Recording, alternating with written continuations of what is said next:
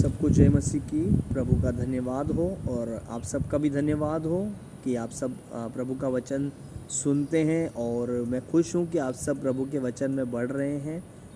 इस अंत का जो ये समय, इस अंत के समय में बहुत मुश्किल है और सच में बहुत सारी बातें हैं उलझाने और भरमाने के लिए, लेकिन प्रभु कह रहा है कि इस अंत के समय में हम क्या चुनाव करते हैं।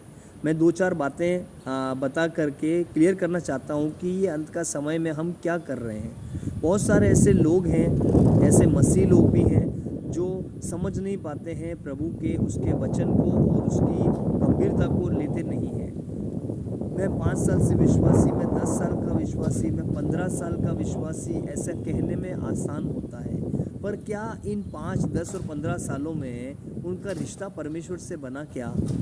अगर रिश्ता हमारा मजबूत होगा तो हम बारीक से बारीक पाप को भी पहचानते हैं। हमारी जब आंखों की नज़र होगी वो आत्मिक रीति से बारीक पाप को पहचान लेंगे कि ये गलत है, ये नहीं होना चाहिए, ये बाइबल के खिलाफ है, ये परमेश्वर के वचन के विरोध में है, ये नहीं करेंगे हम।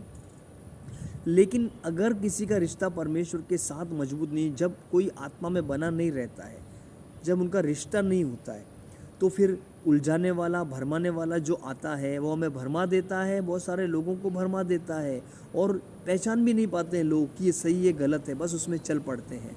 और फिर परमेश्वर का वचन कहता है कि आप जो भी चूज़ करेंगे परिणाम आपको भुगतना पड़ेगा। अगर अच्छा चूज़ करेंगे तो आपके लिए अच्छा आएगा, बहुत अच्छा आएगा, और आप गलत चूज़ करेंगे तो उसका परिणाम भी गलत आएगा, लेकिन परिणाम जरूर आएगा। अगर आप बीज बोते हैं तो वो बीज बढ़ के फलवंत जरूर होगा। आपने किस चीज़ का बीज बोया है या किस पेड़ का बीज बोया है, कौन सा वो पेड़ है, ये निर्भर करता है आप पर और मुझ पर और हम सब पर। क्योंकि अक्सर परमेश्वर ने जो हमें चूज़ करने का जो बुद्धि दिया है, हमें जो कॉन्शियस दिया है, विवेक दिया है, वो हमें गवाही देता है कि हम क्या चूज़ कर रहे हैं, गलत चूज़ कर रहे हैं, सही चूज़ कर रहे हैं, पर हम अनसुना करते हैं, उसको सुनते नहीं हैं। यही समस्या हम सबके साथ होती है, अक्सर लोगों के साथ होती है।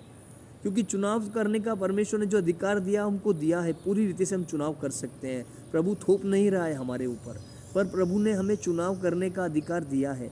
हम क्या चूज़ कर रहे हैं? हमने बबूल के पेड़ का बीज तो बो दिया, लेकिन जब वो पेड़ बड़ा हो गया, बहुत सारे कांटे निकल आए उसमें से, तब हम भाग रहे हैं परमेश्वर के पास कि प्रभु ये पेड़ क्या दे रहा है, ये फल नहीं दे रहा है, ये तो कांटे उठ कटारे उगा रहा है, ये कांटे मैं क्या करूं? मैंने इसको नहीं लगाना चाहा पर वो लग गया, क्योंकि चुनाव आपका था। और इसी रीति से अगर आप अच्छा बीज बोएंगे तो वो फल देगा, सेब, आम या कहें तो और कुछ बहुत अच्छा। अगर आप अच्छा बीज बोएंगे तो उसकी कटनी आप ही काटेंगे, आप ही फल खाएंगे। और अगर आप कांटे का बबूल का पेड़ बोते हैं, अगर बीज बोते हैं, तो फिर वो कांटे आपको ही मिलेंगे।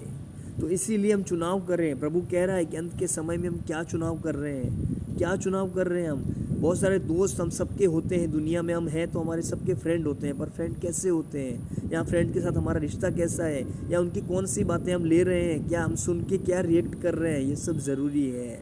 प्रभु चाह रहा है कि आप सब में सावधान रहो। प्रभु चाहता है कि हम पाप में ना गिरें। क्या फ़र्क पड़ रहा है? बहुत सारे लोग कहते हैं अरे हम दोस्ती तो है, थोड़ी सी बात कर ली, थोड़ी मजाक कर ली, थोड़ा ठट्टा कर लिया, थोड़ी गलत बात बोल ली, क्या फ़र्क पड़ रहा है? फ़र्क अभी नहीं पड़ेगा, पर आने वाले समय में पड़ सकता है। जैसे मैंने बताया, बीज बोने के बाद आने वाले समय में पेड़ बनता है। तो जो भी आज आप कर रहे हैं, जो भी आज हम चूज़ कर रहे हैं, उसका परिणाम तो आएगा ही। ऐसा हो ही नहीं सकता कि आपने कोई काम किया उसका फल ना आया हो, पॉसिबल ही नहीं है, आप ये कह नहीं सकते। क्योंकि अगर आप काम भी कर रहे हैं, नौकरी भी कर रहे हैं, तो उसका परिणाम ये है कि 1 महीने के बाद आपको सैलरी मिलती है। हालेलुया। तो इसी रीति से आप जो भी काम करेंगे, चाहे परमेश्वर के वचन के अनुसार सही, तो आपके लिए अच्छा आएगा। यहाँ पर 100 गुना प्रतिफल और स्वर्ग में अनंत जीवन है। और अगर आपने गलत किया तो आपका परिणाम कुछ और होगा, पर होगा ज़रूर, उससे हम बच नहीं सकते। परिणाम से, प्रतिफल से कोई बच नहीं सकता।